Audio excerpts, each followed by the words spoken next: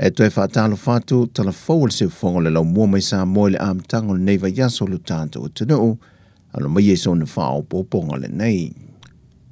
O lau whawhongo le fia na wa ai suyo le fia ongo sala I lua I sa wa e le wa yaso te nei. E le alofa maleanga le leitu lai o le malo I Apani, na maua I le lātu tane vai fōu te pu e le swa vai mama, mo le whonga tau mawhal pa I o le fia anga, e le I tu mawai pēle soi fua maro loina. O le whata aua I o le soifua malolo ina te tono le awhio ango sala I lua, na talia I le malo I Apani te wala mailanda kumisina I Sāmoa nei. Na lātu tāro sanga mō se tane vai tele, e whaaputu le swa vai mama mo le awhio anga. O le ngā ruenga e au fie ma le tane vai na whaatu wina, e tusalona tau ma le wha se lau tōsa fulfitu a wheta la. O le swa vai o le ama whai o na whaaputu ina le tane vai le nei, o le a whaalangolango atu iei a inga to a lua se lau sala I lua. Pe tusa leo le lua awhe tot se lau le au whai o tangata, o le a tau ma mawhai le suawai ma maa ma lelei, ona o le mautu ma le saunga le mō, o le vaenga wata pu e le suawai. O le fio anga sala I lua, o se tasi leo a fio anga o le itu malo le tamai ta I minista o tupe, le fio anga mulipola ana rosa ale molio. Na momoli whaftai tele le fio anga I le ngato le latu tamai tai whaipule, au whape foi le anga le leo le malo I Apani, e na watalia le latu tāru sanga na sāwali ailo latu ofisa, e le tausangan tenei. Au lumana I aile alo atu lo ofisa o whainga pālota, mo whainga pālota la I te tumalo o la atu e sa I lio latu sui le pāle mene, o toe au ili mai e le whauru lungo lo ofisa o whainga pālota, le fionga atu ia Felolo Alexander John Stanley, e le alo whaasalanga o whaata oto, e so se tasi o le a maua o ia toe whaile sol tula fono nālia e mai whainga pālota ia la iti o tua nai, o lea sol tula fono na whai loe tu ia Felolo. O se auso na pālota le whainga pālota vai munga tolu, na pālota whaafolinga I se tasi o I la ua, o lo restale li tu malo vai munga whaa. Pei ta ina tau fielo na uso na restala sao li tu malo pālota vai munga tolu, ina uanga ia ne e whaatino lana pālota, ma mawai, wa mai a whaatino lana pālota na whao ngā e se tasi lo nei ngoa.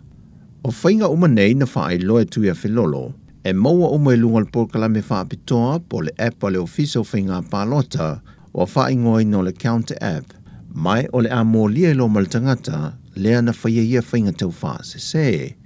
Sau notu ia Felolo, wa mai atu I nātul mata opul wha masinonga, mai o lo tā lia lalo wina o lo na wha salanga. Wa tue wha manatu e le fionga tu ia Felolo lea tunu o le asa auni mō whainga pālota anga I fo ili lumanai.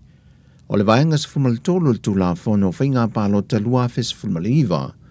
O lo wha malo sia ele te taulo na restala so se tangata nu Sāmoa, wa atolo na se fulmaliva tausanga malunga atu.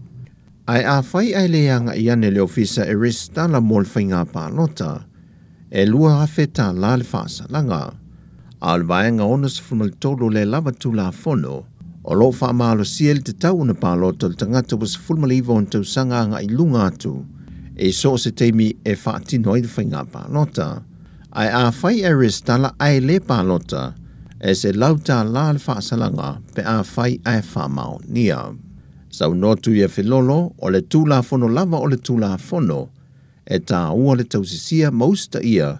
e tu I titi e fole se le nialu mani whaasalanga ia fiai, on o le le manatu mamawhai ai. Wa whai lole reporti o suenga a le māloi tutuila po Amerika Sāmoa, e le va o le kaitirana le sa tala noi na talwai nei, e lona ulu whale mai I Sāmoa matoe alu e se atu. E le reporti suenga Amerika Sāmoa whaamau ni ai e to tolu wa whautuina, o le a whaia I eni mō lianga, e lo lantou whaia ni ngā yo inga whaasol tu la whono ma le whaamoe moe lantou te manui ai.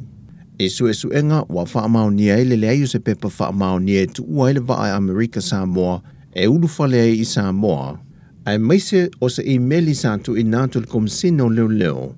mo se pe mita e whaatanga ai ulu whale mai o le va o le kaitirana I Sāmoa, ma malanga whaata amiloe mo le se fuluaso. O se tasi leo mata au pusato e fisilingi e fu el te tai al panti le JPP, le mafu anga tonu na malanga mai ele va ai le atunu, Mai o loo tu mau fo ion talitanunga, o loo iai nisi o minister ka peneta, o loo a fiai ilalo o le nei mata opo. Ai o loo maa fo i le reporti, na malanga mele va ai Sāmoa maa ngai sa vai, e mo moli se uta o se maliu, sa whaia lea fio angosa lolonga. O le naunau ta ingon mtanga luenga wa onga ta longa maa nganu, ina ia faso polia onga umelea tunu i se tasi wana porkalame, ina ia i loa tino aita leni ma mea alofa i loa i whanau i mta opu ese, o lo ave ilfa ama mawhai le tusi whaitau tusi matematika ma le whaasai nisi. O le ono i neo tau sanga talu na whaavai ina le porkalame, o na ole manatu ole matanga luenga o se fofo le e whaawawai pea, le tapu e ino le tūlanga le lei mai le wha le tonu le wha i unga wa o onga whanau, i tūlanga tau whaitau tusi matematika ma le whaasai nisi. O le whaafoi ino le porkalame le motu tele i sa la whai ia onga tūlanga lua, na o tu lava i kolisi le tūmalo le tuatane mua ma le lua, le na whaawawai le vai ason te nei. E le saunoanga o tua le sui ofisa sila mtanga luenga i atua o pepe Berenice Tinei. Sa ia ta awai o le awala lea mtanga luenga e fo i ai lea whaafita auli o lo fesanga i pea i lea tau sanga ma lea tau sanga. Wa wha i lo le upomoni e le ai se teine ma se tama onga e vai. A e tali tonu fo le mtanga luenga e tofu tama ma teine a onga, ma anga waa ma ta leni e mawhai o na wha o ngā i la tau soifua o a uina, pea o atu i le lumanai ma matala o lātou mawhau. Peitai, e e langona pala ai wha o ngā ai o lātou tā leni ma mea lofa, mai o lo tau mia ai le vave o na au mia i whafo, ma wha lau tele i nā tili ai pele lumanai. Na momoli le wha maalo le mtanga luenga le tāpua i ngā mātua, ai meise o lātou fsoswa le tamu whainga leo na ialo mwhanau, o na e le o se tiute e whaingo fie. Wa mawhai ona whaatino le whaamoe moe le mtanga luenga wa onga ta longa maanga nuu, o no se fsoswani anisi o whainga paanga ai au fiel falitusi le SAP, o le kampania le Fleet Printing Limited, whale o lo lins mutotua,